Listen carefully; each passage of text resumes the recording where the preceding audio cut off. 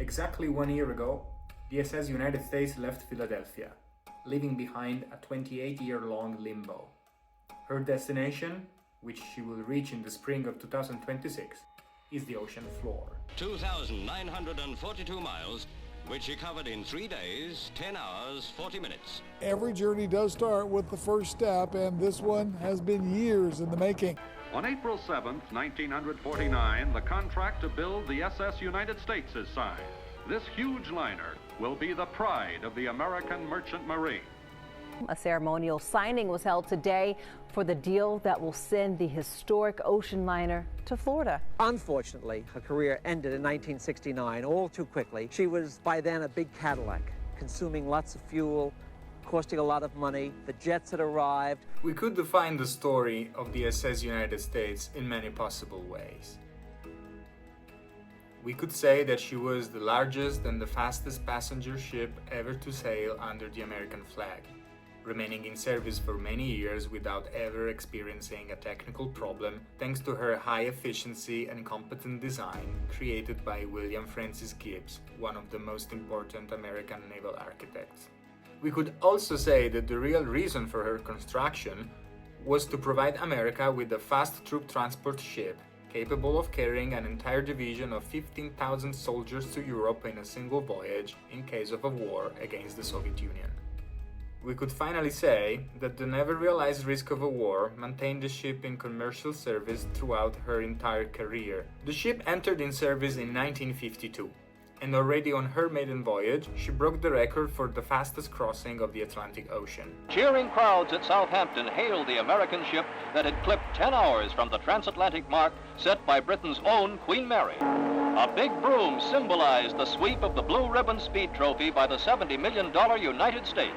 Remaining in service for 17 years, she was overwhelmed by the collapse of the ocean liner market following the rise of the passenger air travel.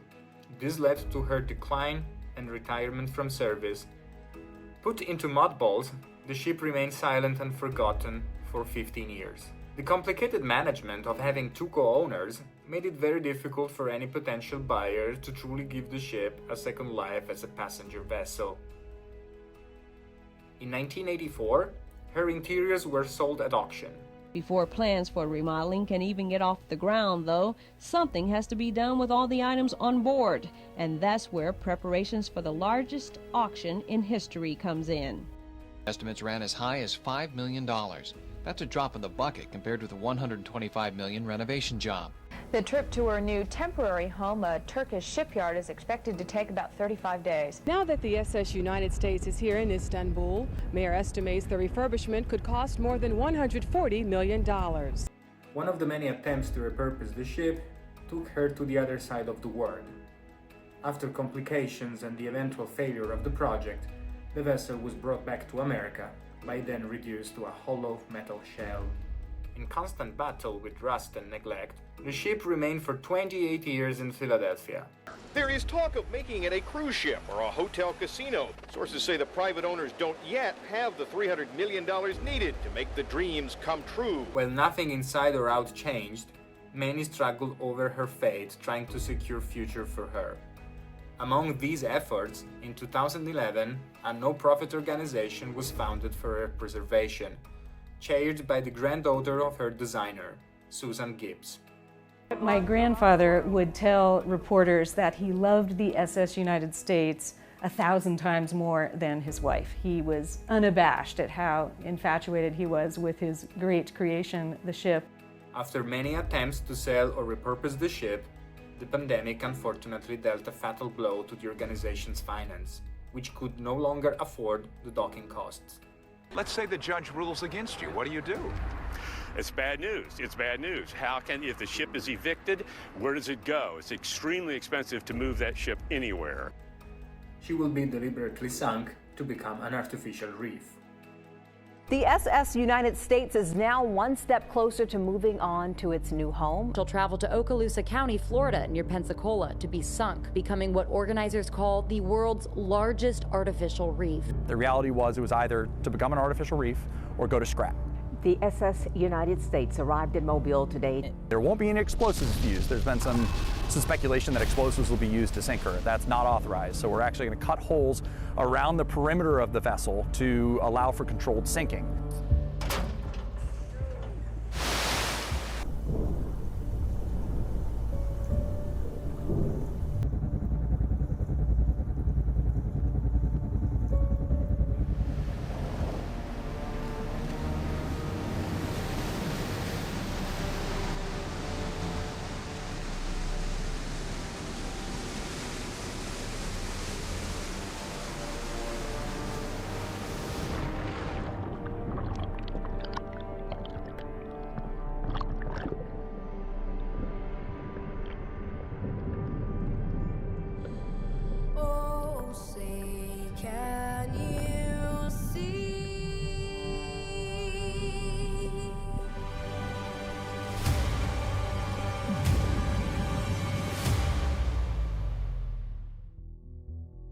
Hi guys, my name is Marco. I was a journalist for almost 10 years in my life, and now I'm doing something completely different.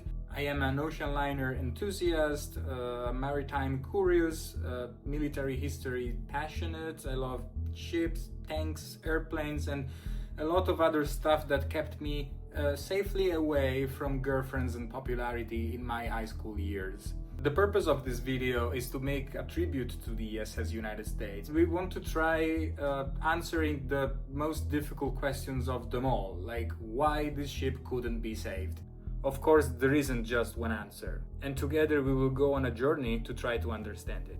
The first step that we need to take in approaching this topic with intellectual honesty is to find a way to distinguish the difference between technology and history from mythology and legend. There are already countless tribute videos about the United States and about almost every ship ever built.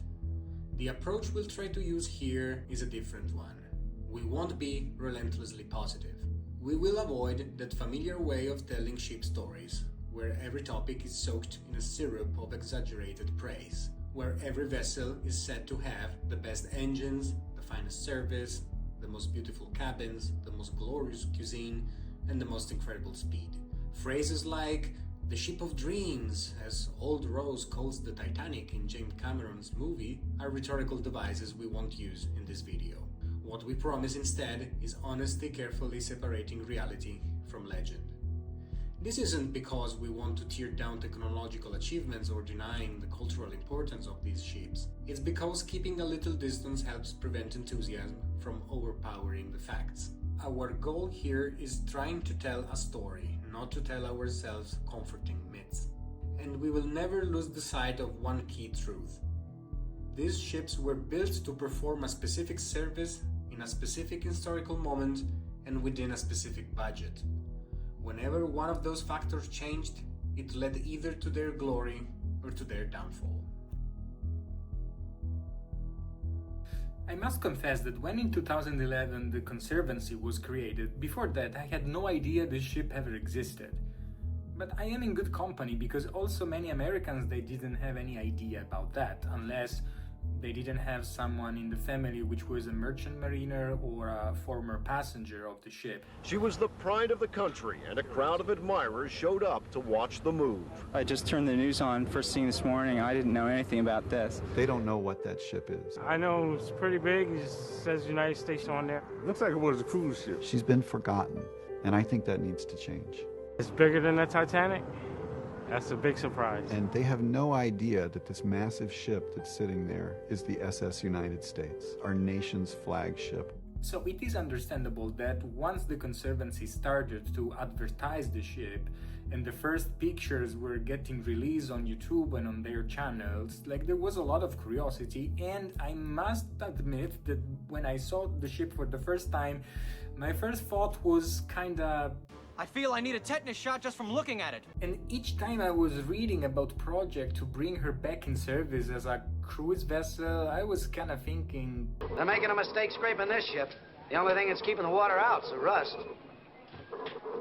So, making the ship popular again meant also to restart telling her story and restarting from the scratch. The story that Conservancy has chosen to tell is about the ship's strengths during her years in service, her speed, and her mechanical efficiency. This mystical narrative, however, has distorted the real complexity of an ocean liner, whose identity was made up of many other elements, factors that carried strong commercial and marketing value, convincing passengers to want to travel on this ship and to choose her over the others.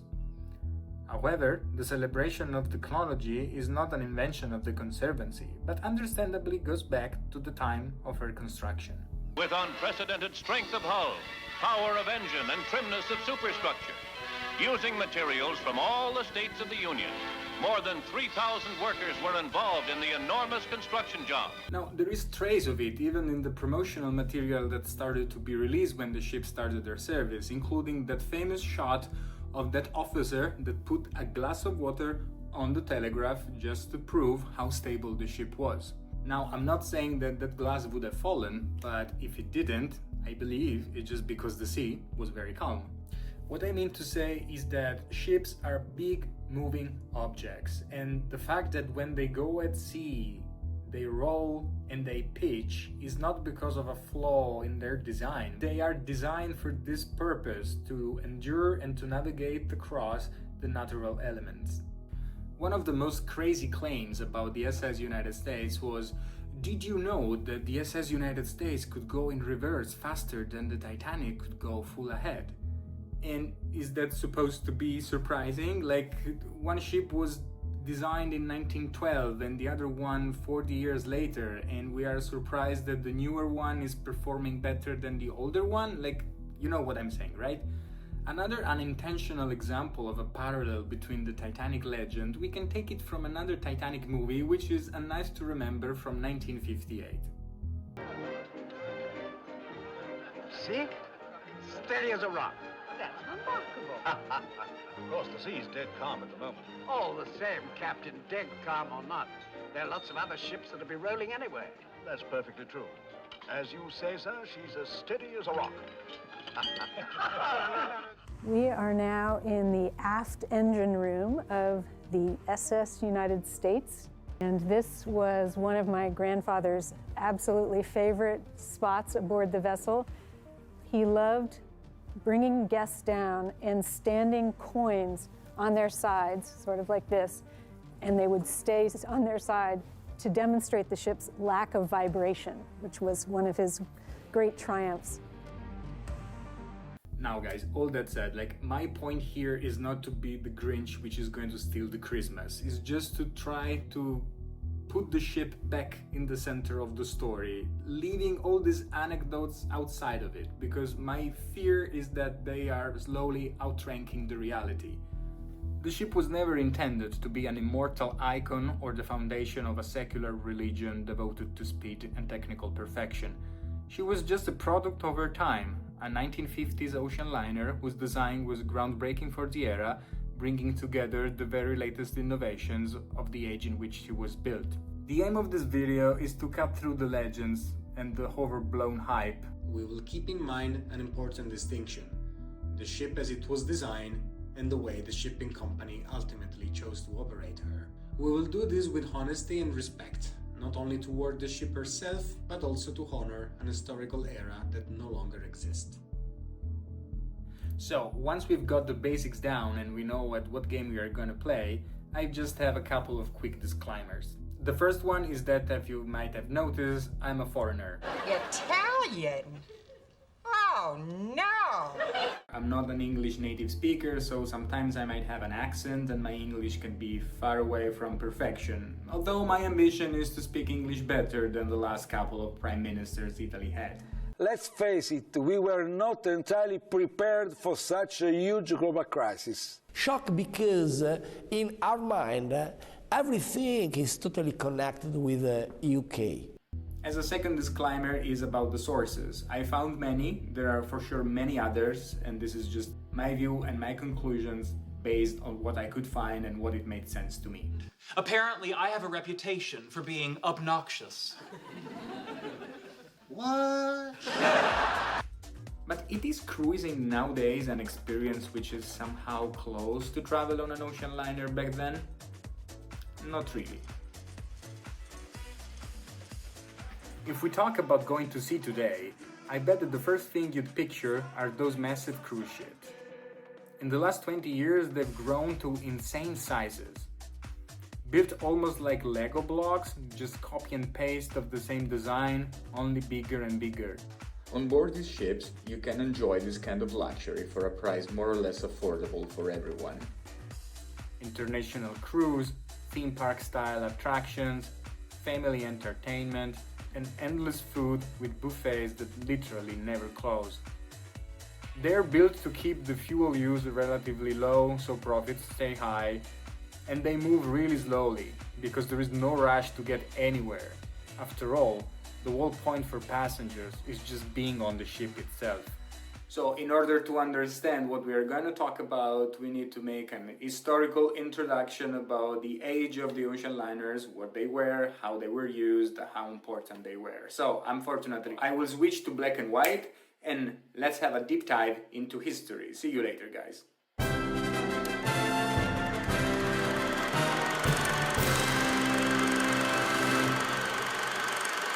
The ocean liners of the past were proud ambassadors of the nations that owned them. It became crucial to develop a distinctive style that could unmistakably represent the nation at sea. Achieving technological advancements, along with the punctuality of the service, the elegance of the ships, the marvels of the engineering, and the constant push for innovations, were not only commercial challenges but also matters of national pride. Those ships were meant to embody the technical, the cultural, and the aesthetic prestige of the nations at sea. They were meant to impress, to assert superiority, and to strengthen their country's international image. This is an age when national flagshipping companies were not only private enterprises dedicated to maritime transport, but they were true extensions of national identity. Those ships fulfilled multiple purposes. They carried kings and presidents on their official journeys. They delivered mail and important communications, and took dignitaries and diplomats around the world. They kept countries closer, ensuring connections between nations and their overseas colonies. And above all, they became the great engines of immigration in the 19th and 20th century. National flag-shipping companies, in terms of representation and prestige, were the closest thing to naval forces. The outbreak of the First World War marks the first moment when ocean liners become true strategic assets. They are the only means of transport capable of moving thousands of men from one front to another across a global war in a single voyage. When the war breaks out, Europe's major powers, especially Germany and Britain, are caught in the middle of an ongoing commercial rivalry, fought also by building the largest vessels afloat. Britain is at the peak of its colonial expansions, but it has just suffered a huge blow to its image after the Titanic tragedy. At the same time, Germany is building a trio of enormous liners: Bismarck, Imperator, and Vaterland. The Vaterland, unexpectedly, finds itself at the center of our story.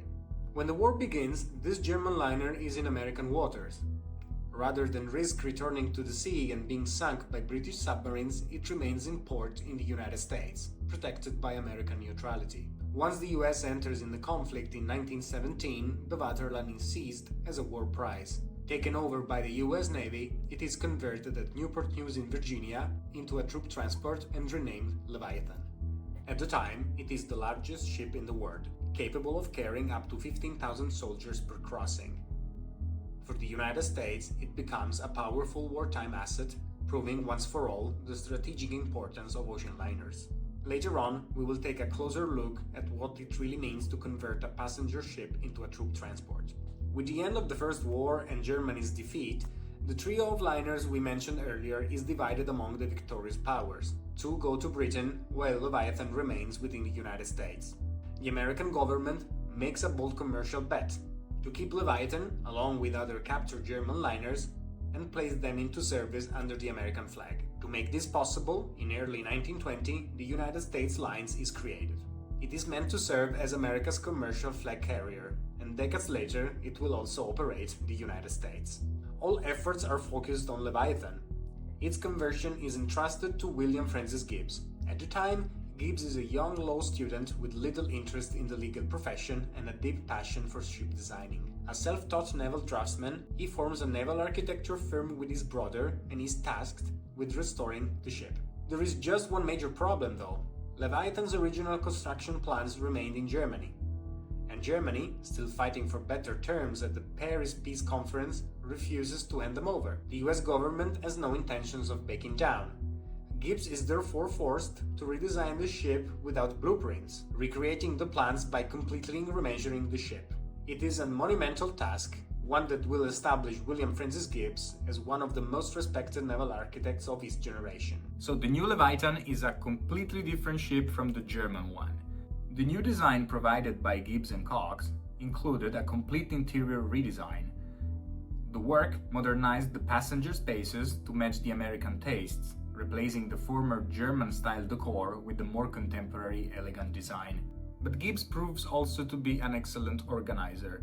The ship is much more updated in terms of fire safety and mechanical efficiency. The propulsion has changed from coal to oil, and all the electric cables have been rewired. Leviathan enters service often crossing paths with its former sister ships from the old German fleet, now sailing under the British flag.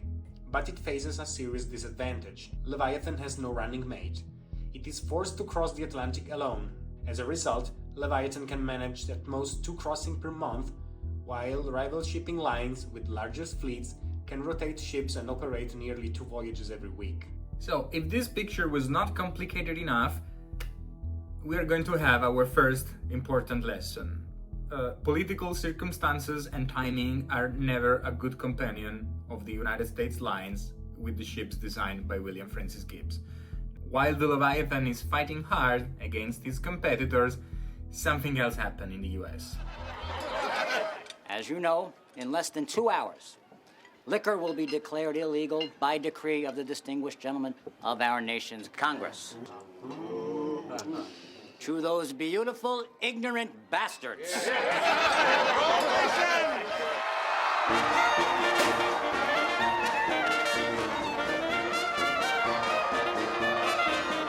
The beginning of the prohibition made illegal for any American ships to sell alcohol on board.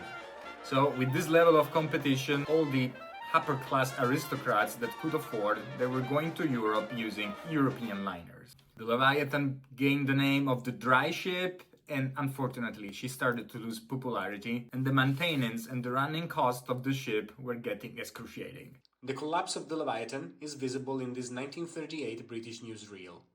For more than 3 years, the giant liner Leviathan has been rotting and rusting in a New York yard. Any bell ringing here? Then she served on the North Atlantic passenger routes, but as bigger and better ships began to plough the seas, her sailing days were over. Now she crosses to Europe for the last time to be broken up in a Scottish yard. Proudly, the Leviathan rides to her own funeral.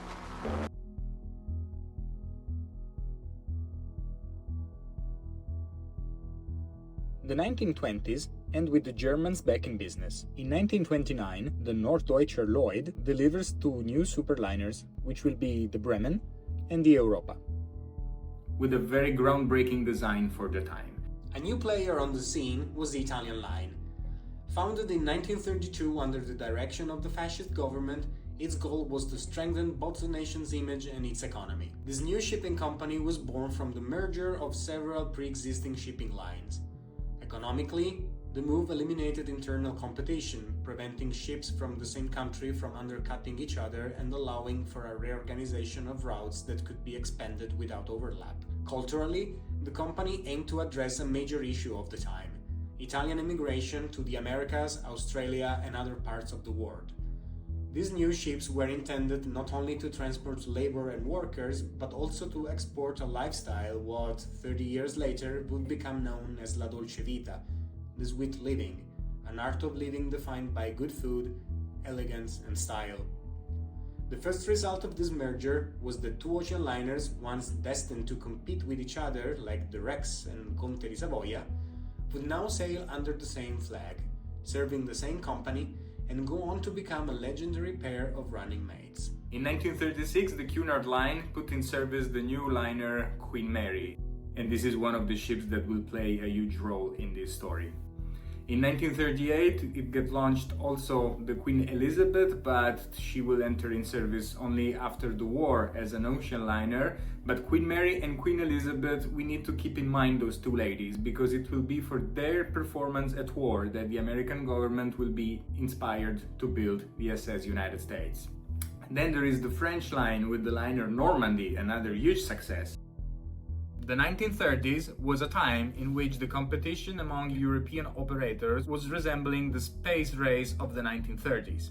But this kind of space race, as literally every major European country had commercial war with each other. After all, it's just the 1930s in Europe with rising nationalisms. What could possibly go wrong? All the countries that had ocean liners started to compete against each other to break speed records. The record-breaking Atlantic crossing was rewarded with a prize called the Blue Ribbon of the Atlantic.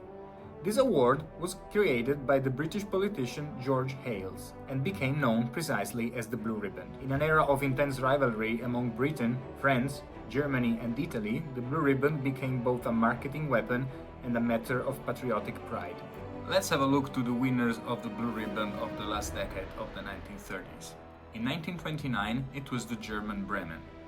In 1930, it was the German Europa. In 1933, it was the Italian Rex. In 1935 was the French Normandy. In 1936 was the British Queen Mary. In 1937 again was the French Normandy. And in 1938 again was the Queen Mary. Prohibition and the lack of interest shattered the American ambition to secure a share of the Atlantic market, which remained entirely in European hands. As a result, American tourists wishing to travel to Europe were spoiled for choice, since the port of New York was completely filled with foreigner ships. In 1939, United States lines tried again. William Francis Gibbs was asked to design a new ship that was 100% American. The result would be the SS American, a transatlantic ocean liner smaller in size than the European competitors, but definitely on the right track.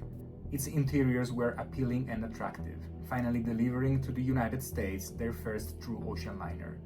The ship would prove extremely popular with passengers and remain in service many years. But unfortunately, not yet. This will happen in a few years from now, because once again, timing was not the best friend of Gibbs ships at the United States lines.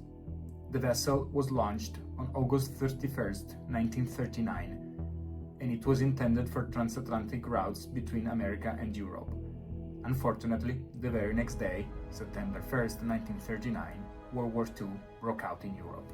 The brand new SS America was therefore diverted to South American routes because it was not considered safe to send her to Europe with war going on. Large American flags were painted on the sides of the SS America to signal the ship's neutrality. The outbreak of World War II in Europe had also unexpected repercussions. In early September 1939, the port of New York became the stage of a real-life tragedy. Ships from European nations already at war were still able to transit through neutral American waters. On August 30, 1939, the German liner Bremen managed the daring escape, reaching the open sea despite the US Coast Guard having imposed safety drills in an attempt to detain her. From the German perspective, they successfully avoided another Leviathan incident. On 1st of September 1939, the Queen Mary has just finished her last crossing in peacetime. She will remain in New York Harbor until further notice. The French liner Normandy, which is already in New York Harbor, from September 3rd, 1939, it's interned by order of the US government. As the conflict in Europe expanded and England was being heavily bombed by Luftwaffe, it was decided to save the Queen Elizabeth from destruction. The new Great Ocean liner was not yet completed, still in the shipyard, and had not undergone any sea trials. Nevertheless, it was hastily painted grey and sent racing toward the United States. The ship managed to reach New York Harbor at full speed, in complete secrecy under radio silence, on March 7, 1940. Many pictures of this period are showing the French Normandy and the two British queens in the harbor. At this point, we have the three biggest ships in the world sitting all together in New York, waiting for better days to come. On December 7, 1941, The United States was brutally attacked at Pearl Harbor in Hawaii by the naval and air forces of the Japanese Empire. This attack immediately triggered the United States' entry into the war. The young SS America was recalled to undergo conversion into a troop transport ship. She would become the USS West Point, carrying across the seas the name of the United States Military Academy. The French liner Normandy now became valuable to the American government, which decided to convert into another troop ship, and air conversion work began immediately. The decision was made to carry out the work at the commercial berth in the port of New York. This choice meant that the ship would be refitted without the conveniences of a dry dock or a proper shipyard. During the conversion work, sparks from a welder ignited a pile of life jackets. Fire started spreading throughout the ship. Workers from various contracting companies fled to safety, and New York firefighters intervened, evacuating people from the ship's bow using ladders, while fireboats began pumping water into her burning hull.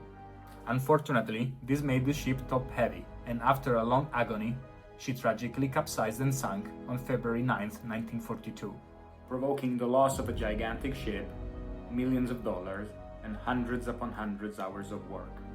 When the two queens arrived in New York, their conversion into a troop ship had gone no further than a coat of paint. Queen Mary went to Australia and Queen Elizabeth to Singapore for full conversion. But what does it actually mean to turn a passenger liner into a troop ship? It's not just a matter of painting the hull gray to make it harder to see. Inside and outside, everything has to change. The first priority, finding a place for thousands of men to sleep and keep them safe. In terms of safety, liner's best defense remained its speed. The powerful engines, which ensured rapid crossings, were a good guarantee for escaping enemy submarines.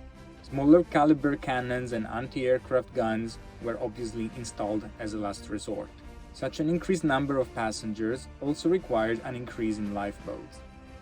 But to save space and time, a huge number of inflatable boats were often used. Ocean liners taking part in major operations had to travel in convoys and be protected by naval vessels, but it was not uncommon for them to travel alone due to their speed.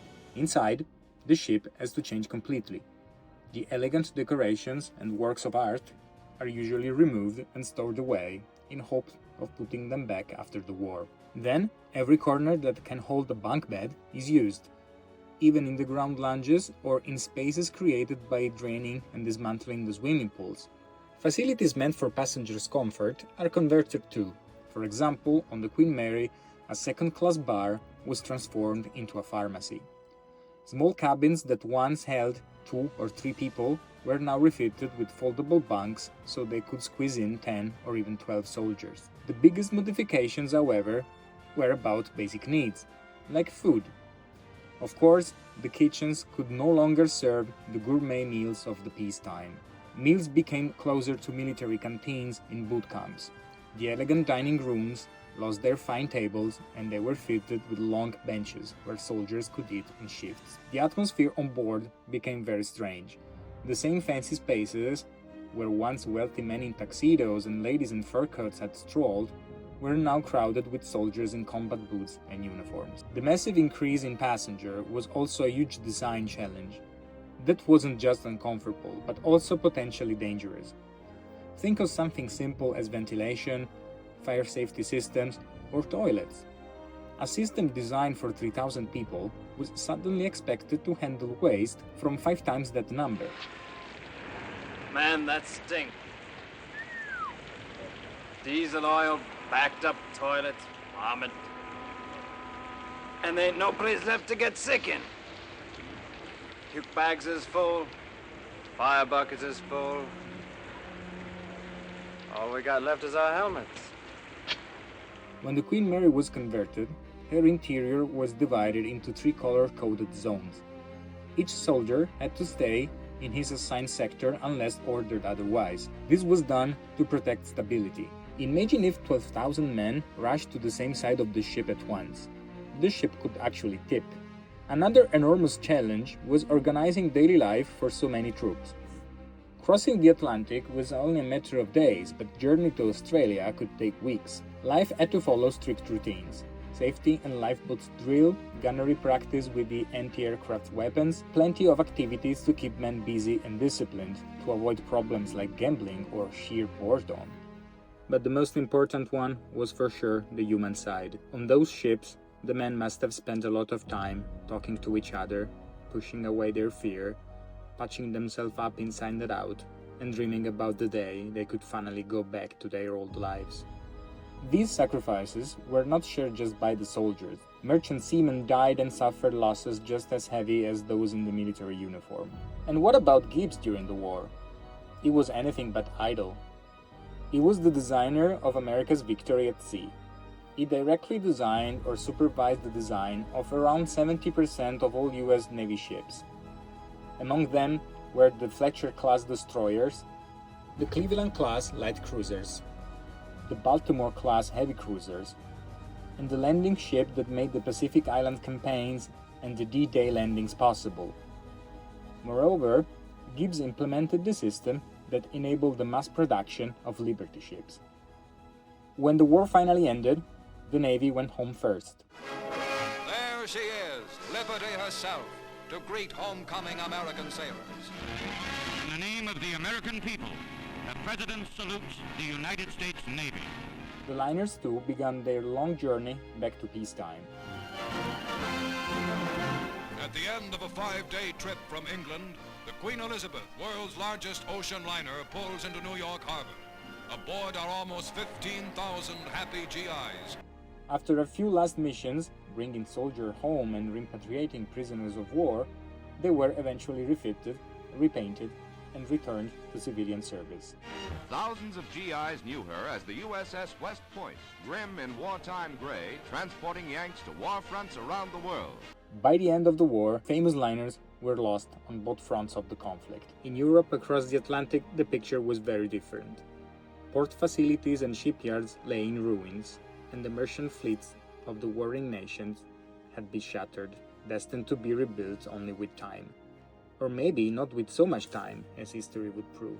Back then they didn't know, but we can say it now. When the new European liners finally took to the seas, they would sail alongside the SS United States as the last great queens of the final chapter of the legend of the ocean liners. These are the guys who helped win it for us against the Nazis, and the entire nation welcomes them home.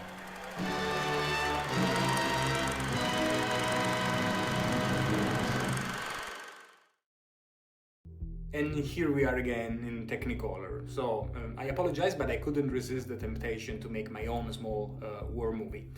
Anyway, the historical introduction is done, and it was very important for us to understand the importance of ocean liners in a context like the one of a global war, when ocean liners were capable to shift the balance of power in a specific theater of the Second World War, thanks to their capability to transport so many troops in a single operation.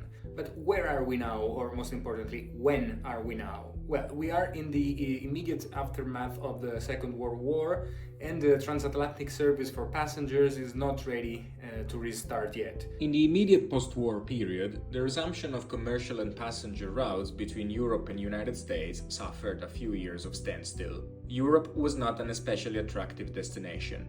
With the war having just ended, many cities in ruins, destroyed infrastructures, and great political uncertainty surrounding the new borders between East and West. The first to re-enter the passenger market were the British. The two great liners Queen Elizabeth and Queen Mary, once their wartime service was over, returned to their commercial route between Southampton and New York starting in 1947. Their wartime grey paint had been removed and their fancy interiors restored. The second greatest liner in the world, the Queen Mary, which did such great war work as a trooper, is to resume her transatlantic service at the end of July. She's been having her luxury accommodation brought equally up to date. The first return of the two queens to New York as passenger ships was a major celebration and a turning point. In Europe, regarding the ships previously mentioned in the era of the Blue Riband, many had been lost. Germany would never rise again as a major merchant maritime power after the war. Her famous liners Bremen and Europa met unfortunate fate. Bremen, converted into a German troop ship, was never effectively used for this purpose and was destroyed in port during Allied bombing raids. Europa, on the other hand, was seized first by the Americans, who used her as a troop ship to repatriate US personnel in the US, and was later ceded to the French line as compensation for the loss of the Normandy. The French line refitted Europa extensively and returned her to service under the name Liberté. The situation of the Italian line was dramatic. The crown jewels, the ocean liners Rex and Conte di Savoia, had been lost. They were not used for wartime purposes, and they were mothballed, waiting for the end of the war. Bombed by the British Air Force, all was left to do was to refloat the wrecks and scrap them. At the end of the Second World War, the Italian merchant fleet had been destroyed by more than 95%. The first ships able to return to service were 4 Italian ocean liners that had been caught by Italy's declaration of war in 1940 while they were in American ports, where they remained stranded. These ships worked incessantly throughout the war, and at the end of the hostilities were returned to Italy. Restored also thanks to contributions and subsidies from the Marshall Plan, the ships were able to resume their regular service in 1947, alternating between the New York route and the South American one, especially Argentina, where in post-war years migration had resumed heavily. As for the United States, the situation was quite different this time. It was clear now that America dominated the seas from a military standpoint, after the resounding victory in World War II.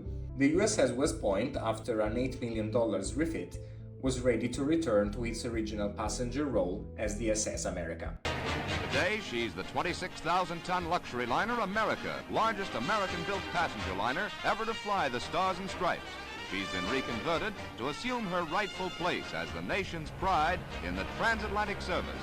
It's quite nice to see the SS America back in service in her original commercial colors, finally starting her transatlantic service in peacetime. And she is now, for a short time, the American flagship. She will lose this title in 1952 when the SS United States will join her on the transatlantic service. So the construction of the SS United States, which from now on will be for us the Big U, is gonna be material for the next video. We will see together her construction, her maiden voyage, and her operational life. So thanks for watching so far, and see you soon on the next video.